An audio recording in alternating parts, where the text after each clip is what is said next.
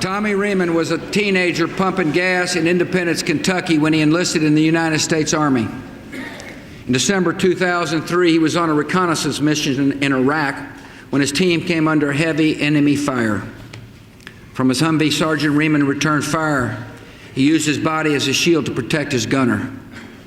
He was shot in the chest and arm and received shrapnel wounds to his legs. Yet he refused medical attention and stayed in the fight. He helped to repel a second attack, firing grenades at the enemy's position. For his exceptional courage, Sergeant Riemann was awarded the Silver Star. He has earned the respect and the gratitude of our entire country. It was remarkable. I felt so proud, but I was just a kid. I had no idea what I was standing there for. I was awarded for my actions in Iraq, but I definitely didn't feel like I was the person that should be representing the entire United States Army.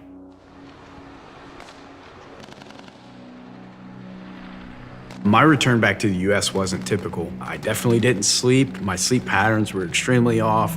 I was vigilant. I was still there. I didn't make that transition mentally and emotionally. And then I had that guilt of, my guys were still deployed in Iraq. They were still there fighting. And so here I am, home, upset that I let the enemy injure me and keep me from fighting on the forefront with my brothers. So I carried a lot of weight of resentment. It was tough.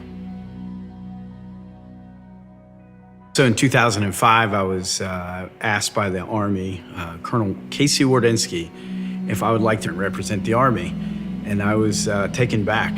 But then he said, it's about representing the men and women that won't be here.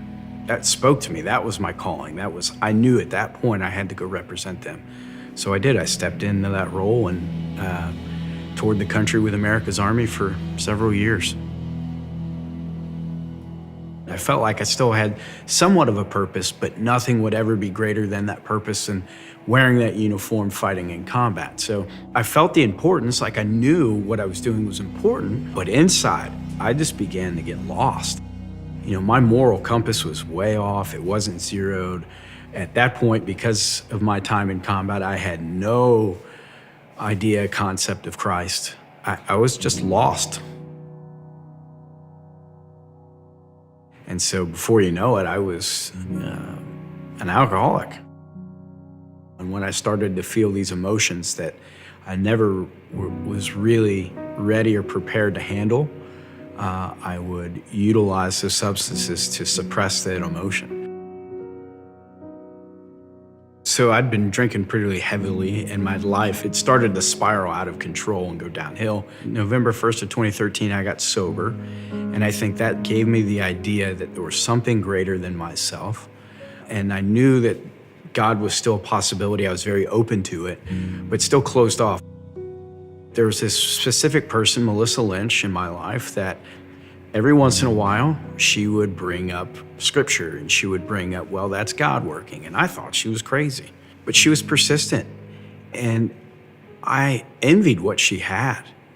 And then one day we were working together and she put her hand on the back of my neck and she said, "You're going to church with me." And for whatever reason, I surrendered and said, "Yes, ma'am." And I went in, and it was a crazy experience for me. But the moment Pastor Furtick got up there and started preaching, something came alive inside me. And I was just overwhelmed. I would start to cry, and it didn't stop. And so from that point forward, I didn't stop coming.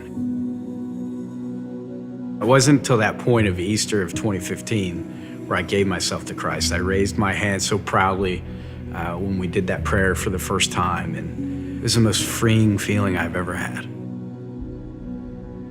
And Gabrielle, who I work with, she had said, "Let's go volunteer at Love Week." But she said, everybody volunteers during Love Week. Let's do preparation. And I'm like, that's even better. Let's go. We'll go over there for a couple hours. And what was a couple hours turned into 1 week. And what turned into 1 week ended up being 3 weeks. And now we work over there every Thursday, giving our heart and soul out because that's what we love. That's what we want to do. Love Week to me is an exclamation point on this church of what it can do when people come together and give and give and give. You know, it's amazing, through the church, there's so many ways to give back. And so we're recruiting veterans to plug them into the places where needed. And I had this idea and didn't understand exactly what it looked like, but I knew I wanted to get veterans connected to Christ. There's 46,000 veteran nonprofits serving our service members, but like 3 or 4 doing anything about Christ. Your faith is the biggest part of this.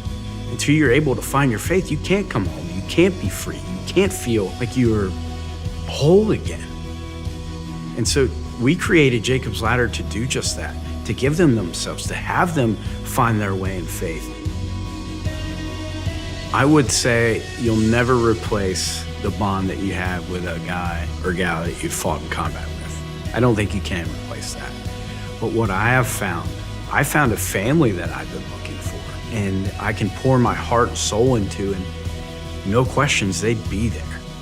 That's what I've been looking for. That's the peace, that's the freedom, to me, that's what we're trying to create. And I found it.